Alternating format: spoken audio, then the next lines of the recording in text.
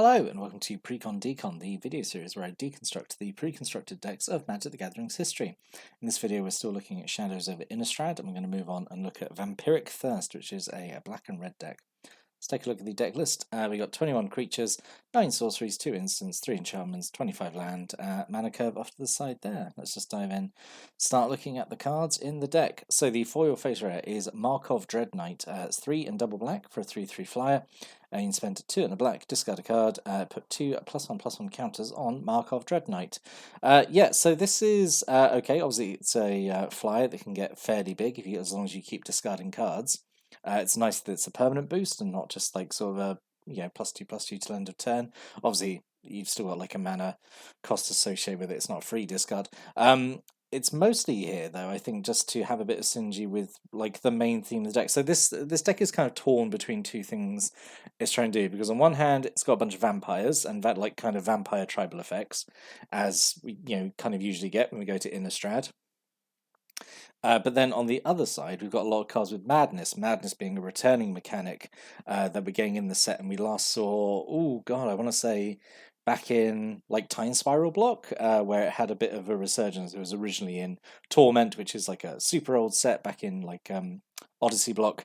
But yeah, let's take a look at Madness. Markov Dread Knight, I think, is perfectly fine. It's perfectly fine. I think there's better rares this could have been, as we'll discuss in the what could have been, but this is fine.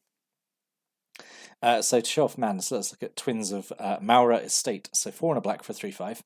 Has Madness for 2 and a black. So Madness is when you discard this card, it goes into exile. I think this is slightly updated wording to how it was, because originally it was just like when you discard this card, you can just pay it for its Madness cost, which is technically true, but it needs I think it needs like a little bit more just to explain the ruling of it. So when you discard this card, it discards temporarily into exile, and while it's in exile, you can either then cast it for its Madness cost, or then put it into your graveyard so it gets discarded as normal. So Madness is a really cool ability. I think it's there's obviously a lot of nice synergies in. A lot of colours obviously have ways of discarding cards. So Madness is a way you can cast your spell, usually for cheaper, and still get the the discard effect. Like with Dread Knight, you would discard a card, you would still get its counters, and then you could also still get the spell you've discarded, usually at a cheaper rate. And interestingly, ignoring timing restrictions, because you could do this like Markov Dread Knight, you could do that during your opponent's turn, discard Twins of Maura Estate and still play it, and then it's like essentially it's got flash.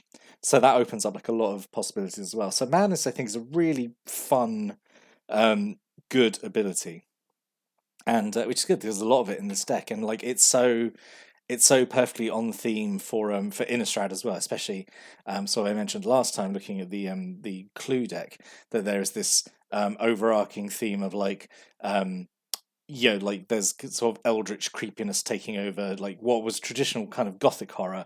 It's going more into Lovecraftian sort of like sanity, that kind of thing, that kind of horror. So yeah, really like it, and it fits so well in black red. It's like it's a keyword made for black red, Would love to see Madness come back in another set at some time. But yeah, Twins of Maura Estate, perfectly fine. So they're 5 mana for 3/5 normally, which is like, yeah, that's fine. But for 3 mana, that's an absolute steal. And that's kind of the thing with Madness. So you either, it's kind of a bit feast or famine. You're either kind of overpaying a little for it, or you're getting it at like an incredibly good rate. So yeah. So it's kind of the thing, like when you feel like forced to play it without paying Madness, like it feels like you're being overpriced a little bit, which is maybe like one of the few weaknesses of the Madness mechanic, I suppose.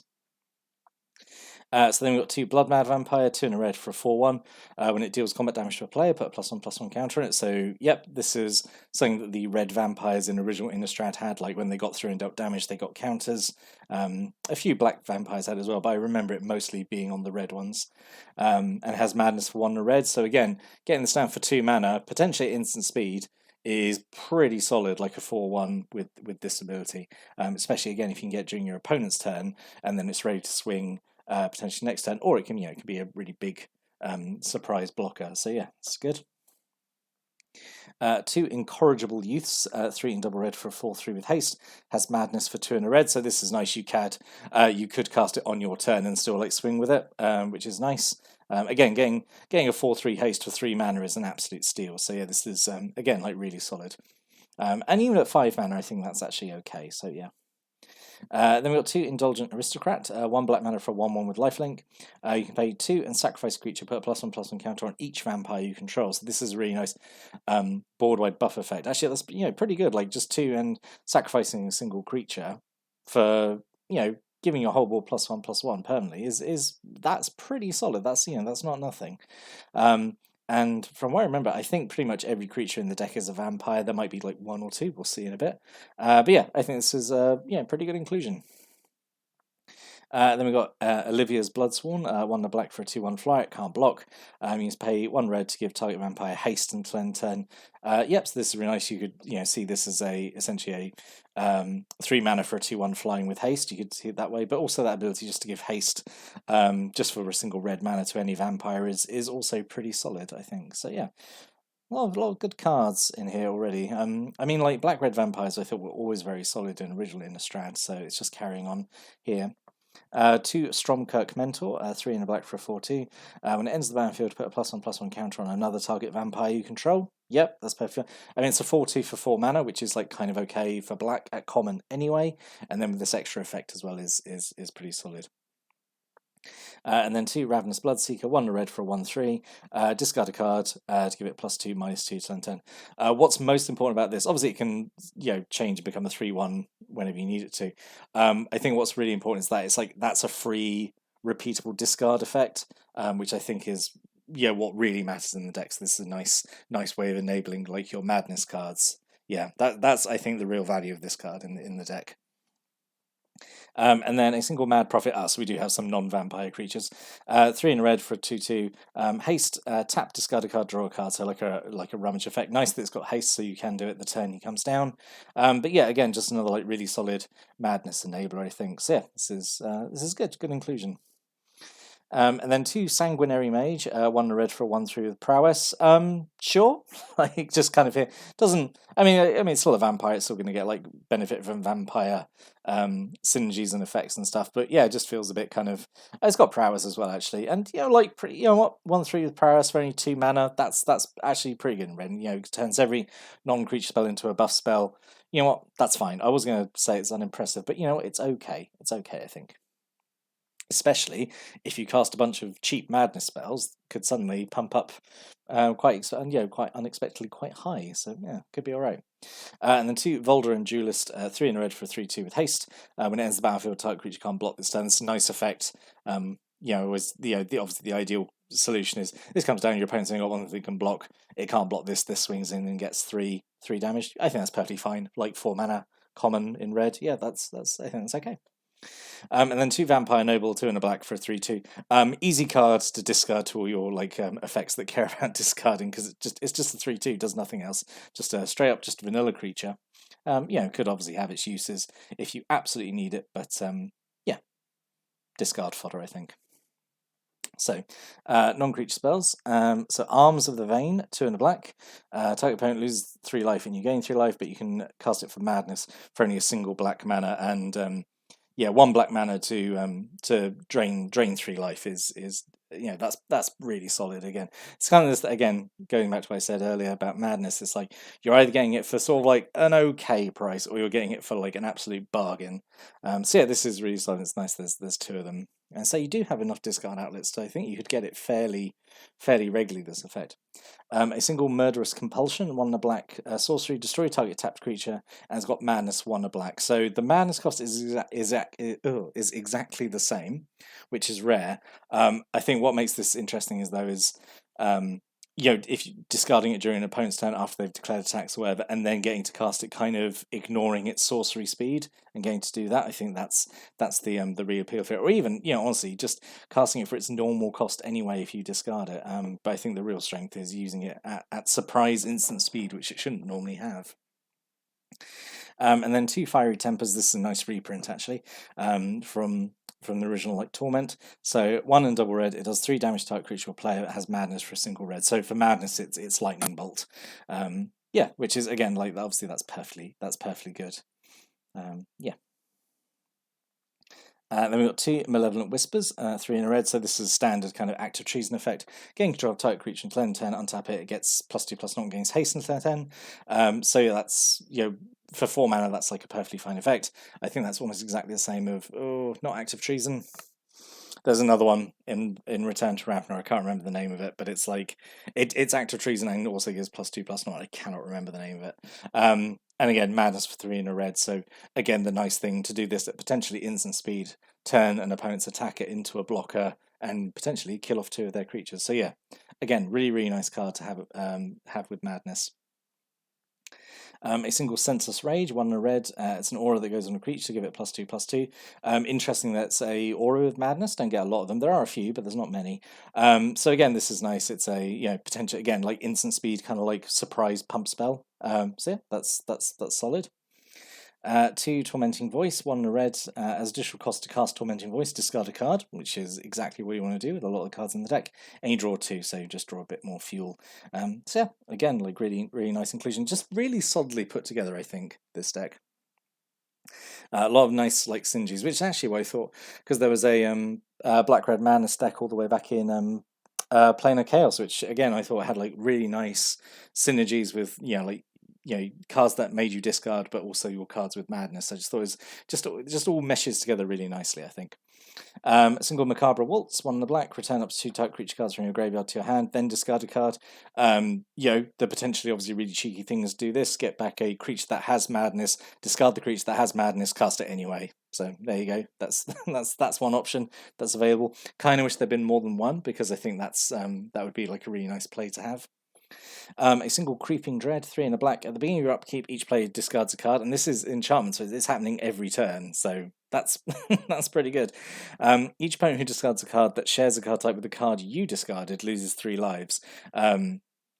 So yeah, you obviously want to be discarding creatures or whatever, and if they're discarding the same, then they're losing 3 life. Yeah, again, really solid. And again, it's giving you a discard every turn, which is normally what you want. And then a single Sinister Concoction, 1 black mana enchantment. You can pay 1 black, pay 1 life, mill 1, discard a card, sacrifice Sinister Concoction, destroy target creature. That is a lot of hoops to jump through just to destroy a creature. But I guess it's fine. I find this kind of weak. It's like, I don't know, it's like it's one too many hoops to jump through. It is funny that it has all these kind of like ingredients to it, which that makes it feel very flavorful. And it is, I suppose it is overall like it's 2 black mana. It's not just 2 black mana, is it? Because you're also milling 1, which is that's nothing. But you're also discarding card again, which is nothing. It's just, I don't know. It's a fun flavorful card, but I think that's an easy cut, honestly. And then the other rare in the deck is super weird to me, honestly. It's Burn from Within, so X and a red. Does X damage to target creature or player. If a creature is dealt damage this way, it loses indestructible until end of turn, and if it would die, it gets exiled. So the rare is just like a random, just big X burn spell, which is like fine, obviously. Like it's fine to have a big X burn spell that like maybe closes out the game. It just feels like a very weird choice to have it as a rare in this deck, just it's not very in theme. It just feels very, the inclusion just feels very random to me, honestly. And then 13 Swamps and 12 Mountains. So let's talk about alternate rares first. So I really want to talk about those. So the Markov Knight, I think is fine. But yeah, that Burn from Within just feels super weird. So let's look at some alternate rares, I think, which would have been really fun. So one is Asylum Visitor. So 1 black for a 3/1. At the beginning of each player's upkeep, if that player has no cards in hand, you draw a card and you lose 1 life. So if you do go too nuts, go too mad and discard too many cards, at least this is letting you draw draw an extra card, so that's fine. And it has madness itself, which is nice. Plays to the theme. And then Falcon Wrath Gorger, 1 red mana for a 2/1.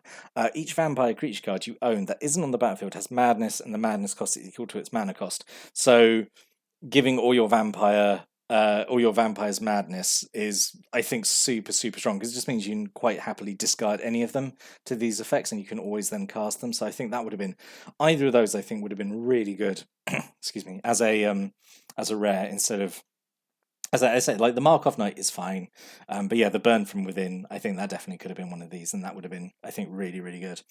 Also Stencia Masquerade. So it's an enchantment, gives your attacking creatures first strike. Whenever a vampire you control deals combat damage to a player, it gets a +1/+1 counter, and it has madness as well. So it's hitting the two things you want to do, vampire tribal and also madness as well. So again, like that could have been a really solid inclusion here. But there was even more like we could have had in these really actually stood out to me as like weird they weren't included, because I think these three are all. It's so weird to me these weren't included, right? So first is called the Bloodline. 1 and a black for an enchantment. You pay 1 and discard a card, and you can only do it once a turn. But when you do that, you make a 1/1 black vampire knight token.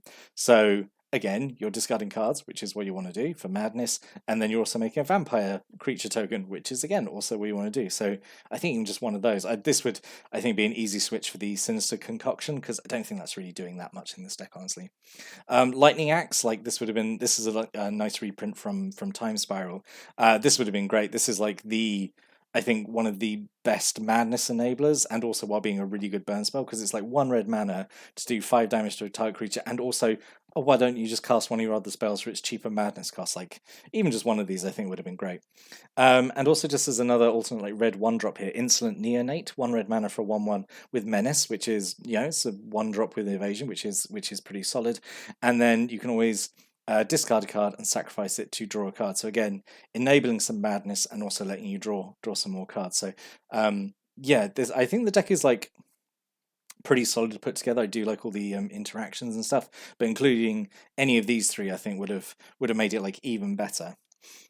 So yeah, in summary, like I do like madness as a mechanic, and like I've generally been happy when I've seen decks that use it. I mean, there haven't been many, I admit, because it's a mechanic that doesn't show up too much.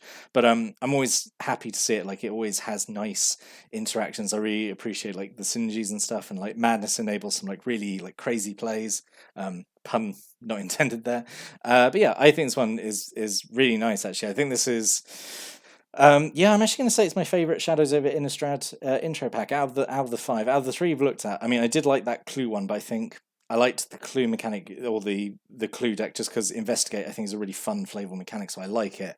But in terms of like how it would play, I think this one would be the best one, because I mean the next two we're going to look at are sort of all right, but this one I think is really like mechanically tight. Like it has a strategy, has a gimmick, and it really like sticks to it. And so just a shame that it was missing. I think like a few like key cards that I could have really like tipped up into being really really good.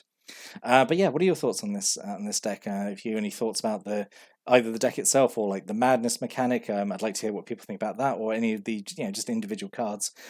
Stick a comment downstairs. I'll give it a read. Always like doing that. But I'll be back next time. Go look at another Shadows over Innistrad intro pack. So until then, thanks for watching, listening, and have a great day.